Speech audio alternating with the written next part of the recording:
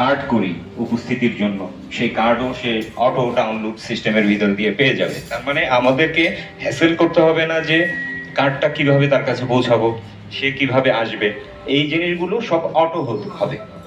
তো এইরকম একটা কিছু করা যায় কিনা সেটা আমি দেলোয়ারের সাথে আসলে আজকে বসে কথা বলছিলাম। তো দেলোয়ার বললো যে এটা করা যেতে পারে। এটা আসলে প্রাথমিক পর্যায়ে একটু কথা আলোচনা, ডিটেলসে অত বিষয়ে কথা হয় নাই। তো দেলোয়ার এখন বললো বলার জন্য, সেজন্য সামান্য বললাম। ডিটেলসে অনেক কিছু বিষয় আছে, এই জিনিসগুলো যদি করা যায় তাহলে দেখা যাবে যে এই ওয়েবসাইট যতদিন থাকবে, 50 বছর 100 বছর পরেও গিয়ে আমরা আমাদের সব বন্ধুদের ডাটা সবকিছুই পাবো। কিন্তু ফেসবুকে আমি খুঁজে কিন্তু এক সময় গিয়ে কারো ডাটাই পাবো না। এই লিঙ্কটা যদি আমাদেরকে দীর্ঘ করতে হয় তাহলে আমরা ওয়েবসাইট ভিত্তিক যা গেলে ভালো হয়। এইটুকুই।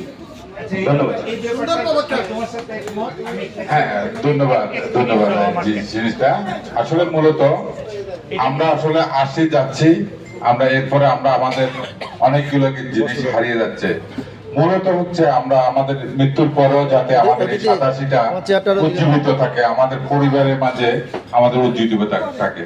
তো ইনশাল্লাহ আজকে আমরা দীর্ঘক্ষণ আমরা এই বিষয়টা নিয়ে আলাপ করছি এবং আমরা বৃহৎ পরিসরে আমরা বলবো, আমরা এইটা আমরা হাতে নিচ্ছি ইনশাল্লাহ।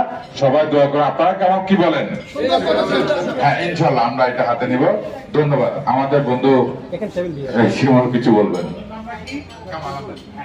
যে বন্ধু কামাল যে কথাটা বললো, এটা নিয়ে অনেক আগেই আমি হয়তো মনে হয় তোমাদের সাথে আলাপ আলোচনা করছি আর কি। এটা একটা ভালো উদ্যোগ এবং